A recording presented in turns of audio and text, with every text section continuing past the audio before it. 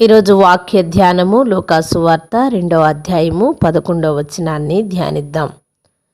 దావీదు పట్టణమందు నేడు రక్షకుడు మీ కొరకు పుట్టియున్నాడు. ఈయన ప్రభు అయిన క్రీస్తు. క్రీస్తు అను శబ్దమునకు అభిషక్తుడని అర్థము. ఆమేన్. దావీదు పట్టణమందు యేసు క్రీస్తు వారు పుట్టియున్నారు అని దేవుని వాక్యము తెలియజేస్తుంది. ఆయన మాటలు విని వెంబడించిన వారు అంటున్నారు, సర్వోన్నతమైన స్థలములలో దేవునికి మహిమయు, ఆయనకి ఇష్టులైన మనుష్యులకు భూమి మీద సమాధానము కలుగునుగాక అని దేవునికి స్తోత్రము చేస్తూ ఉన్నారు. ప్రియ సహోదరుడా, సహోదరి, దేవాది దైవకుమారుడు ఈ భూమిపైన జన్మించినప్పుడు ఆయన గురించి తెలుసుకున్నవారు అన్నమాట ఏంటంటే, సర్వోన్నతమైన స్థలములలో దేవునికి మహిమ, ఆయన్ని వెంబడించే ప్రజలకు సమాధానము దొరుకుతుంది అని ఆనాడే చెప్పి ఉన్నారు. ఈరోజు నీవు నేను కూడా ఎన్నో క్రిస్టమస్లు, ఎన్నో సందర్భాల్లో దేవుణ్ణి స్తుతిస్తూ ఉన్నాం. దేవుని యొక్క పుట్టుక, ఆయన భూమి మీద జన్మించక ముందే ఆయన ఎక్కడ పుడతాడో, ఎక్కడ ఆయన యొక్క సేవా కార్యక్రమాన్ని ఆరంభిస్తాడో, ఆయన ఎవరి గురించి ప్రకటన చేస్తారో ముందుగానే యెషయా గ్రంథములో చెప్పబడి ఉన్నది.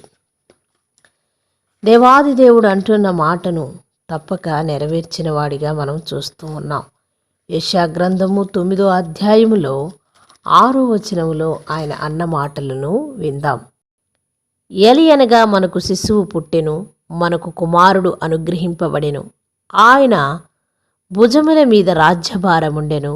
ఆశ్చర్యకరుడు, ఆలోచనకర్త, బలవంతుడైన దేవుడు, నిత్యుడగు తండ్రి, సమాధానకర్తయగు అధిపతి అని అతనికి పేరు పెట్టబడును. ఆమేన్. సమాధానానికి కర్త ఆయనేనని, ఆయన నిత్యము మనతో ఉండే తండ్రిని, ఆయన ఆశ్చర్యకరుడని, ఆయన ఆలోచనకర్తని, బలమైన దేవుడు అని, మరి ఆయన పైన రాజ్యభారము ఉన్నదని మొట్టమొదటిగానే యేసు క్రీస్తు వారి భూమిపైకి రాకముందుగానే యెషయా గ్రంథములో ప్రవచింపబడి ఉన్నది.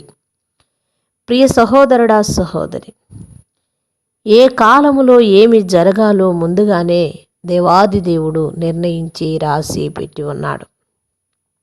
యేసు ప్రభువారు మనకి రాజయ్య ఉన్నాడని, ఆయన పైన రాజ్యభారం ఉంది కాబట్టి ఈ భూమిపైకి వచ్చాడని, ఆయన సమాధానాన్ని ఇవ్వడానికి, శాంతినివ్వడానికి, మనల్ని రక్షణ మార్గంలోనికి నడిపించటానికి ఈ భూమిపైకి పుట్టి ఉన్నాడని, అందుకనే మరి సర్వోన్నతమైన స్థలముల్లో దేవునికి మహిమ, భూమి మీద శాంతి, మనుషుల పట్ల మంచి సంకల్పము అని చెప్తూ ఉన్నాడు.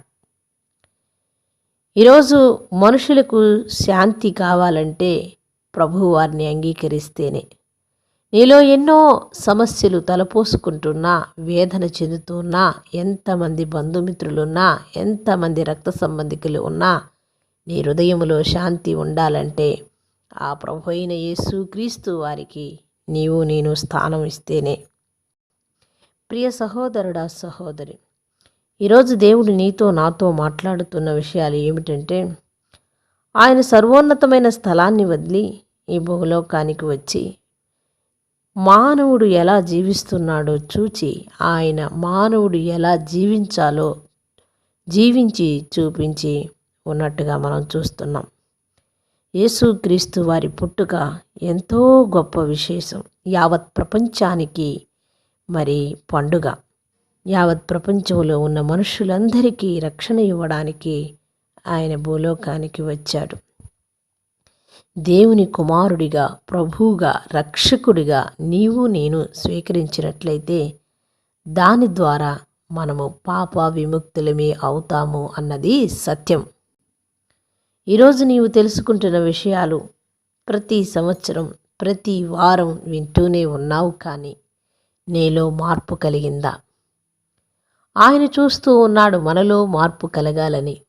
ఆయన చూస్తూ ఉన్నాడు మనము ఎప్పుడు ఆయన యొద్దకు వస్తామని. ఆయన ప్రియకుమారుణ్ణే అక్కడి నుంచి ఇక్కడికి పంపించి ఉన్నాడు. మరి ఇంకా కూడా మనము ఏ విషయముల్లో జాప్యము చేస్తున్నామో ఒక్కసారి ఆలోచించి, ఎన్నో క్రిస్టమస్లు ఎన్నో వారాలు వెళ్ళిపోయినాయి, కానీ మనలో మార్పు కలగలేదు. నీలో ఉన్న క్రియలు ఎప్పుడైతే మరి దేవునికి ఇష్టంగా మారుతాయో అప్పుడే నీలో నిజమైన క్రిస్మస్. నీవు నేను నమ్మాలి, అనేక మందికి వాక్యమును ప్రకటన చేయాలి. ప్రియ సహోదరుడా సహోదరి, ఈరోజు క్రిస్మస్ అని నీవు నేను అనుకుంటే సరిపోదు, కానీ ఆయన సర్వమానవాళి కోసం వచ్చాడని చెప్పారు. సర్వమానవాళి కొరకు ప్రార్థిద్దాం. చిన్న ప్రార్థన చేసుకుందాం. మహాపరిశుద్ధుడా, మిక్కిలిగా మమ్ము ప్రేమించే మా పరలోకపు తండ్రి, మీ దివ్యమైన పాదములకు కృతజ్ఞతాస్తోత్రములు నాయన. నీవు సర్వలోకాని కోసం వచ్చిన దేవుడివి. సర్వలోకము రక్షించబడాలని, సర్వలోకము పాపము నుంచి విడిపించబడాలని నీవు ఈ భూలోకానికి వచ్చిన దేవాది దేవుడివి నాయన. అవును తండ్రి, ప్రభువా, ప్రతి ఒక్కరూ పాపము నుంచి విడిపించబడి రక్షణ మార్గములోనికి వచ్చుటకు నాయన నీవు సహాయం చేసిన ఈ జన్మదిన కార్యక్రమం యావత్ ప్రపంచములో జరుగుచుండగా నీ కృపతో నాయన ఏ ఆటంకము లేకుండా జరిగించుటకు సహాయము దయచేయమని యేసు నామమున ప్రార్థిస్తున్నాము మా పరలోకపు తండ్రి. ఆమేన్.